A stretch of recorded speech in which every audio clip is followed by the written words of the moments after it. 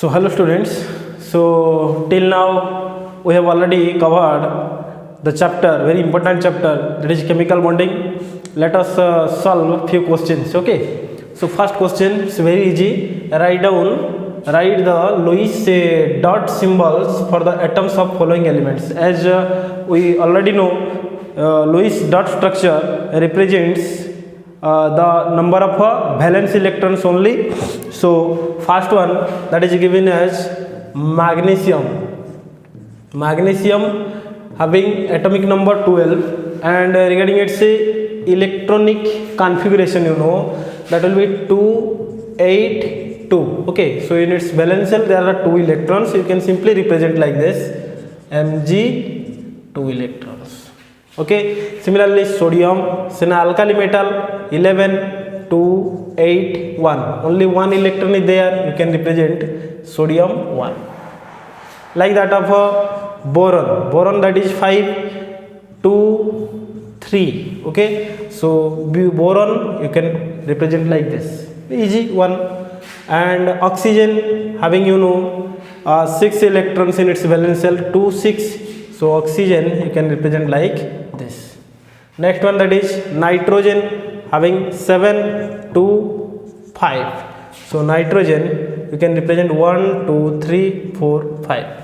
okay, next that is bromine beta, it's an halogen element. okay, so its a configuration you can write bromine 35, so its arrangement like 2 8 18. okay, and next one, that is 7. That clear? So bromine 7 electron, 1 2 3 4 5 6 and 7. So these are the answers, very easy. You just represent the outermost valence electrons in Lewis dot symbol. okay, so next question again similarly, you have to write down the Lewis dot structure for following ions. You see sulfur again, it's 16 2 8 6 electron in its valence shell, so you can represent like this, 1 2 3 4 5 6. And next one, that is S2 minus. 2 minus means additional 2 electrons should be there, and that would occur at valence shell, because electron addition always takes place in its valence shell. You can write like this, S2 2 2 and extra 2. So this one is S2 minus configuration. Like that of aluminum 13 2 8 3. So how many valence electrons? 3 valence electrons. You can write like this, Al 1 2 3. And next one, that is Al 3 plus. So loss of 3 electrons are there, and that loss would occur from valence shell. From valence shell 3 electrons get lost. okay, so very simply you can write down Al 3 plus, because no electrons are there in its valence shell. So how can you write like this, Al 3 plus? It's just normal. Next hydrogen, 1 electron, so you can write like H dot. okay, next one, that is H minus, that means it gains 1 electron, so you can write like H 1 electron over here. okay, so these are the answers. Next you see, again you have to do the Lewis dot structure for H2S. How many valence electrons? 2 for hydrogen, and sulfur 6, that will be 8 electrons in its valence shell. So 8 electron means how many electrons pairs? That will be 4 pairs of electrons. okay, so next step, write down its skeletal structure. So hydrogen always be at terminal position, so hydrogen, and this one is sulfur, and this one is hydrogen. Is that okay? Now you just place a pair of electron between them, 1 2 1 2, in order to bond these things. okay, so 2 pairs already being used, and another 4 pairs are there. You see hydrogen having 2 electrons in its valence shell, stable, and next 2 pairs, 4 minus 2, that will be 2. Next 2 pairs, it will be reside over sulfur atom. okay, so it's just like the structure of water. You can do its structure like bend shape, HH, and 2 lone pair over oxygen atom. So this is the Lewis structure for H2S. Similarly for SiCl4, central atom is silicon. Okay, so how many electrons you see? This is from carbon family. Silicon also having 4 valence electrons plus halogen having 17 elements, so 7 electrons are there. So 7 into 4, so that will be 4 plus 28, and total electrons will be 32 electrons. That means how many electron pairs? 16 electron pairs you have to distribute it. Central element is silicon. Okay, so 4 Cl atoms, Cl, Cl, Cl, Cl. These are 4 Cl atoms. Now just place pair of electron between them. So here one pair, there also one pair, one pair of electron you just place. So how many pairs get used? 1, 2, 3, 4. 4 pairs of electrons already being used, and you see the central silicon atom is associated with 8 electrons, 2 to 4 to 6 to 8. So no more electrons to be placed at silicon. So whatever the remaining pairs are there, remaining pairs are 16 minus 4, that will be 12 pairs remaining. So these 12 pairs can be arranged over halogen atom. 1, 2, 3, 4, 5, 6. 1, 2, 3, 4, 5, 6. 1, 2, 3, 4, 5, 6. These are 3 lone pair electrons associated with each chlorine atom. So this is the structure of a silicon tetrachloride, each atom having 8 electrons. Next, BeF2, very easy. BeF2, beryllium having valence electrons 2, and for 2 fluorine atoms you can consider these are again halogen atoms. 2 into 7, that is 2 plus 14, that will be 16 electrons. That means 8 pairs. Okay, 8 pairs of electrons. So 8 pair means Be, 2 fluorine atoms are there, halogen atoms at terminal position. You just place pair electron over here. So how many electrons are remaining there? How many pairs remaining there? 6 pairs. Okay, so this 6 pair can be arranged here. 1, 2, 3, 4, 6 pair here and 6 pair over here. So this is the structure of a BeF2 molecule, and this is one of the limitation over here. The central beryllium is not associated with 8 electrons. Okay, this is hypovalent molecule. BeCl2, as I have already discussed, like that of a BeF2. And next one, that is CO3 2 minus. How can you solve for carbonate ion? You see, for carbonate ion, okay, CO3 2 minus for carbonate ion, CO3 2 minus. How many valence electron you just calculate? For carbon 4 and 3 oxygen atoms are there. So 6 into 3 plus 2 for unit 2 negative 2, that will be 4 plus 18 plus 2, that will be 24 electrons. That means 12 pairs you have to arrange. Okay, the central atom less electro negative element carbon, and its skeletal structure can be represented like this. 3 oxygen atoms are there. Okay, now you just connect these 3 oxygen atoms by 3 electron pairs, bond pairs. So how many pairs remaining there? 9 pairs remaining there. So 9 pairs can be arranged. 1, 2, 3. 1, 2, 3. 1, 2, 3. So these are 3, 3, 6, 3, 9 pairs. But here you concentrate, this carbon atom is associated with 2 to 4 to 6 electrons. So it need 8 electrons. So you just vanish one lone pair over here and connect it through a double bond. You see, now carbon is associated with 8 electrons and each oxygen also 8 electrons. Since here 3 lone pairs, so you can overally can mention 2 negative charge due to extra gain of 2 electrons. That clear? Okay. Next, final one, that is formic acid, HCOOH. Its skeletal equation can be like this: less electro, that is carbon is the central element. Okay, and hydrogen atom always remains at the terminal position. And next you can associate oxygen atoms like O and O over here. I can mention over here and calculate how many electron pairs. For carbon that is 4 plus 2 oxygen atoms, 6, 6, 12 plus 2 hydrogen atom 2. So there will be 18 electrons total, 18 electrons, that is 9 pairs. Okay, so 9 pairs means you just connect everything with a said pair. So 1, 2, 3, 4. Next 5 electron pairs are there. So 5 electron pair can be associated like hydrogen well satisfied. 5 electron pair 1, 2, 2 and 3 electron pairs like 1, 2, 3. Okay, this is the situation. Okay, but here you see the central carbon atom is associated with 2 to 4 to 6 electrons. So it need 8 electrons. You can omit one lone pair over here and form a double bond between carbon and oxygen. So this is the structure of a formic acid. That clear? So very easy. You just practice it. Next, one theoretical question is there. Okay, so write down the factors. Write down the factors which favor the formation of an ionic bond. An ionic bond. Okay, so you know ionic bond formation, you need a cation and an anion.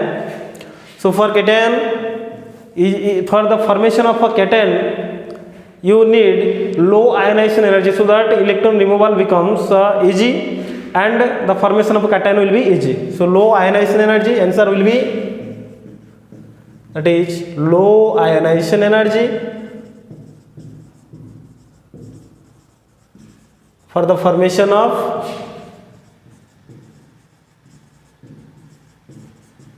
cation. Next, and anion also required for the formation of ionic compound. Electron is added to the valence shell of a neutral gaseous atom. So the energy should be released as much as possible, so that the formation of anion will be easy and stable. You can write high electron gain in enthalpy. High electron gain enthalpy, or electron affinity, you can say high electron affinity. And final one, the compound should be stable and lattice energy is responsible for the formation of ionic compound. So high lattice energy should be produced. High lattice energy of the compound, you can say, of the compound. These are the various factors affecting favorable, which favors the formation of an ionic compound. Okay, so next question you see, very explain basis question. Explain why orthohydroxybenzaldehyde is a liquid at room temperature, while parahydroxybenzaldehyde is a high melting solid. What is the reason behind it? Let us explain through its structure. Okay, so this one is one of the application of your hydrogen bonding concept. Okay, so its a solution can be, let us discuss first its a structure. So this one is orthohydroxybenzaldehyde.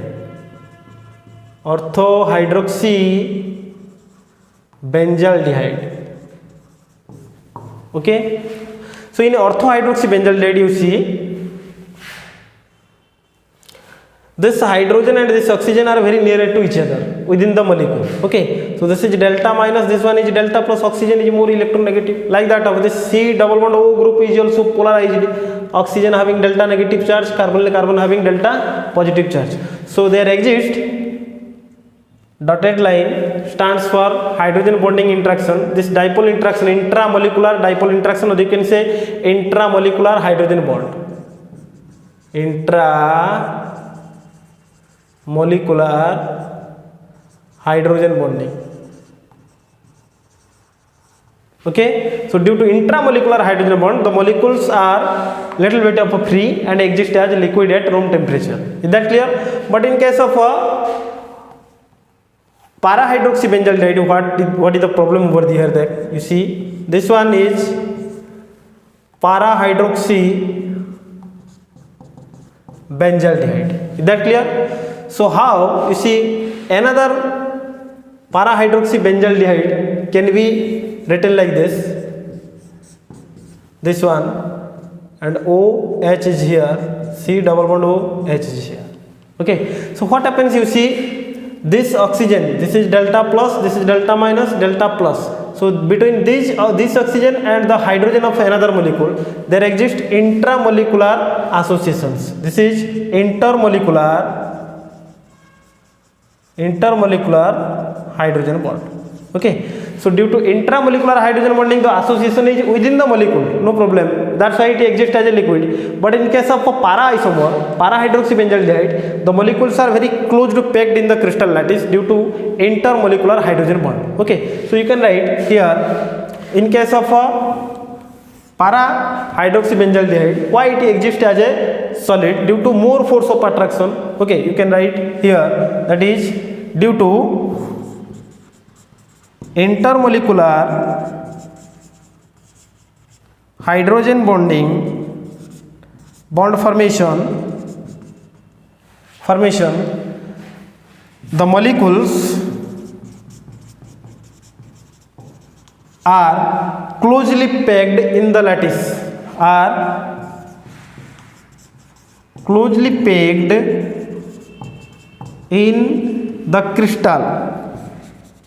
in the crystal lattice.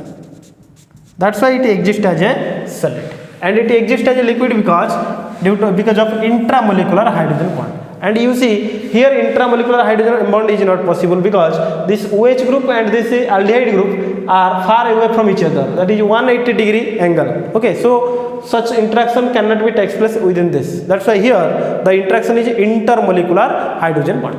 Okay, so this is the reason behind it. Next question, it is based on your dipole moment. You see, the dipole moment of a KCl is given as KCl molecule is given, and its dipole moment, that is given mu observed, you can say mu observed, that is given as 3.336 into 10 to the power minus 29 coulomb meter inverse. Okay, because dipole moment I have told you Q into D. Okay, Q into D, that is coulomb into meter inverse. Dipole moment coulomb per meter. Is that clear? Which indicates that it is highly polarized molecule. The interatomic distance between K plus and Cl minus in the molecule is given as this much meter. So okay, so distance D is given you 2.6 into 10 to the power minus 10 meter. Okay, meter. So sorry, here you can write meter. Okay, Q into D, not meter inverse, meter. That's clear? So D, and calculate the dipole moment of KCl molecule if there were opposite charges of one fundamental unit. So charge of one fundamental unit, you know, that is 1.6 into 10 to the power minus 19 coulomb. So mu calculated, you can say calculate the percentage of ionic character. First we should calculate the calculation of a theoretical dipole moment, that is, or calculated dipole moment, mu calculated, that is Q upon D, Q into D. So Q, that is nothing but 1.6 into 10 to the power minus 19 coulomb into, and distance is given you between, that is 2.6 into 10 to the power minus 10 meter. So its multiplication will give you 4.1652 into 10 to the power minus 29. 10 to the power 1910 minus 29 coulomb meter. So this is mu calculated and this one is mu observed. So percentage of ionic character, the formula you can apply over here, mu observed by mu calculated into 100. So that will be 3.336 into 10 to the power minus 29 upon 4.1652 into 10 to the power minus 29 into 100. So the final answer, that would be 80.09%. 80.09%. So this is the easy calculation. You just apply the formula and get the answer. Okay. Next question, very simple. The correct increasing order of a polarizing power of these three compounds. One is AlCl3, MgCl2, NaCl. ठीक, तो बेटा ये NaN सब क्या same है. Cl minus is NaN. NaN is Cl minus. So we can't predict on the basis of NaN because it is same. Next, if you consider the cations, so what are the cations over here? In NaCl, that is Na plus. Next one, MgCl2 having cation Mg2 plus, and in AlCl3 the cation is Al3 plus. Okay, as we have studied, polarizing power of a cation is directly proportional to the magnitude of positive charge. The magnitude of positive charge, and look at these ions. The magnitude of positive charge increases from sodium to Al3 plus. So the order will be NaCl, MgCl2, and the final one, that is AlCl3. Okay, so this one will be the increasing order of the polarizing power. That clear? Okay, so let us back to next another interesting question. On the basis of that polarizing power, question is asked about all these cations K plus, Ca2 plus, Mg2 plus, and Ba2 plus. Again we have to arrange with increasing order of their polarizing power. Okay, so here you see, if I consider these three elements, okay, having same charge, same positive charge, that is +2. Okay, and next factor that is responsible, that is size of ions. So here you can't predict on the basis of charge, having same charge, okay, same magnitude of a positive charge. So now regarding size of ions, you see, size means these are the group 2 elements. So first one, that is magnesium, then calcium, and next one, that is barium. Okay, so in this group the size increases from magnesium to barium. The size increases from magnesium to barium. So the polarizing power, I have explained that polarizing power varies inversely to the size of cation, to just size of cation. That means larger the size, lesser will be the polarizing power. So the smallest polarizing power will be obtained in case of barium. Okay, so the order can be, increasing order can be written for these three ions, that is Ba2 plus, having the less polarizing power than that of calcium 2 plus, and next one, that is final one, magnesium 2 plus. And obviously since here the charge is +1, so it has the smallest polarizing power, K plus. So this is the order of your polarizing power, increasing order of polarizing power of the cations. Okay,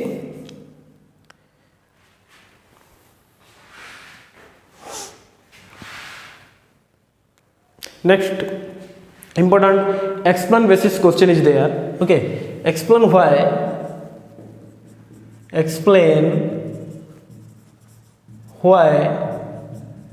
H2O exists as a liquid whereas H2S is a gas. Why H2O is a liquid and H2S is a gas? So what is the factor responsible for this? In case of water, answer will be, you see, in case of H2O, this hydrogen is less electronegative than oxygen. So this bond is polarized, delta plus, delta minus, delta plus. Okay. So what happens? Water molecules can form intermolecular hydrogen bond with themselves like this, delta minus, delta plus, delta plus. Okay. So again here, oxygen, hydrogen, hydrogen, delta plus, delta minus, delta plus, likewise. So intermolecular hydrogen bond can be formed in case of a water molecule because of more electronegative nature of oxygen atom and its smallest size. You can write here that due to the smallest size and high electronegativity of oxygen atom, the OH bond is polarized. OH bond is polarized in water molecule,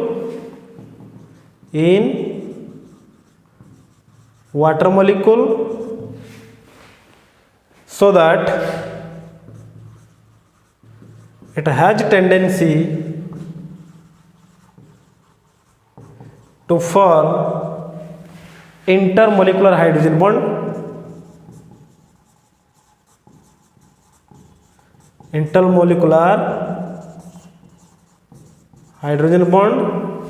and exist as a liquid,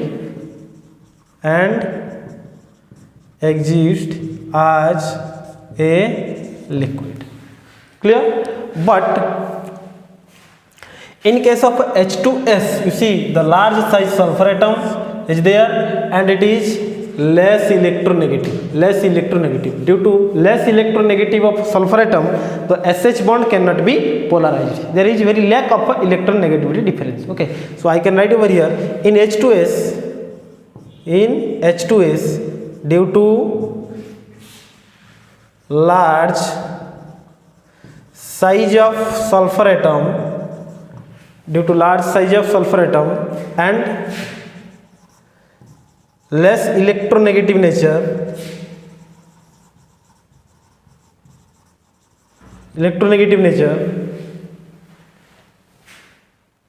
it cannot form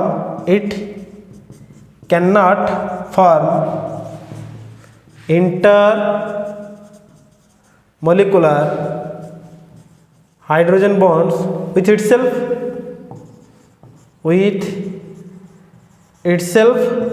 and exist as a gas at room temperature.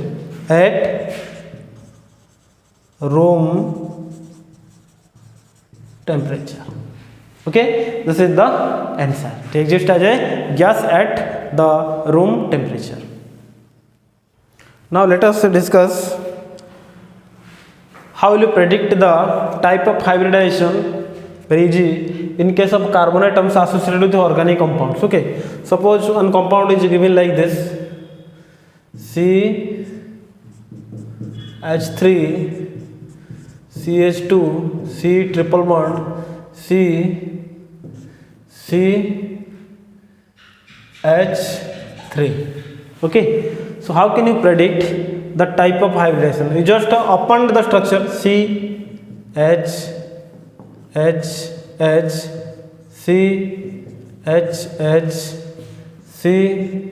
triple bond CH. So this is the molecule. Okay, so what you have to do, just mention the sigma and pi bonds. This one is sigma, and there are 3 bonds, means the middle one is sigma and the above one and below one is pi. This one is sigma. Okay, so now if I mention this is carbon number 1, carbon number 2, carbon number 3, carbon number 4, carbon number 5. So the trick is you just calculate the number of sigma bonds around each carbon atom. So how many sigma bonds? C1, how many sigma bonds? 1, 2, 3, 4. 4 sigma bonds. for 4 sigma bonds. So you can, the trick is 4 minus 1 3. So 3 means this is sp2, 4 means sp2, sp3 hybridization.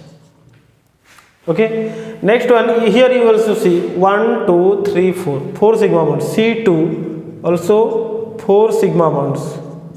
So number of sigma bonds is the key point over here, because hybrid orbitals participate in the formation of sigma bond. So 4 sigma bonds, again the type of hybridization is sp3 hybridization, because you know 4 hybrid orbitals are obtained in sp3, 3 plus 1 4, 3 plus 1 4. Okay, so next C3, sorry, this one is C3, how many sigma bonds surround it? 1 sigma over here and 1 sigma over here. Forget about pi bond, because pi bond is formed due to lateral overlapping, no hybrid orbitals should be there. So sigma 2 sigma bonds. So in 2 sigma bonds, which type of hybridization is there? sp hybridization. Okay, then in C4 you just see C4 again it is associated with the 2 sigma bonds, that is sp hybridization. Okay, so next the final one, that is C5, again there are 4 sigma bonds, you can write 4 sigma bonds, you can write this one is sp3 hybridization. This is the trick. Okay, suppose again a compound is like this, is that clear? So here you see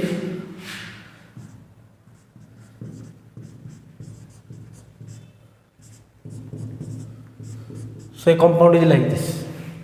Again you just write down its upper structure, that will be C H double bond C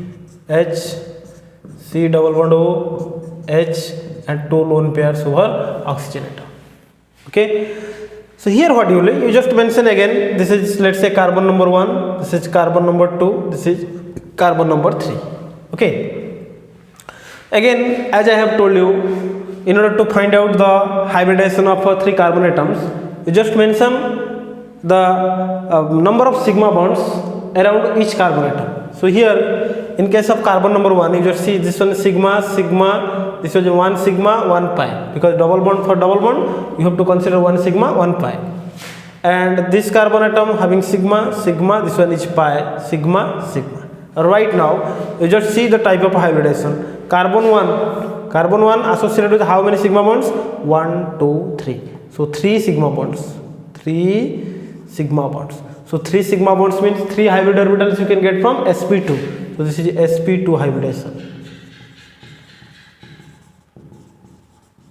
Okay, next carbon number 2. How many sigma bonds? 1 2 3. So it also 3 sigma bonds. So the type of hybridization is sp2 hybridization.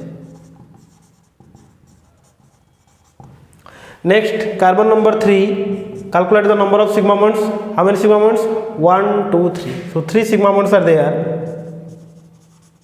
You can say this one also sp2 hybridization. Okay, next, what about oxygen atom? In case of oxygen atom, you have to consider this lone pair as a sp hybrid orbital, and these 2 lone pairs reside over the hybrid orbitals. You can't exclude them. Okay, you have to include them. So how many sigma bonds? 1 sigma. Oxygen atom, for oxygen atom, calculate the number of sigma bonds. 1 sigma, you just assume this one also sigma, this one also sigma. So how many sigma bonds? 3 sigma bonds. So 3 sigma bonds means 1 sigma plus 2 lone pairs. Okay, you have to consider it. So that is 3 means that is also, it is also sp2 hybridized. sp2 hybridized. Okay, so with this I finish your chapter chemical bonding. So last 2 classes we have discussed few application of this topic. Go through that. Okay, thank you.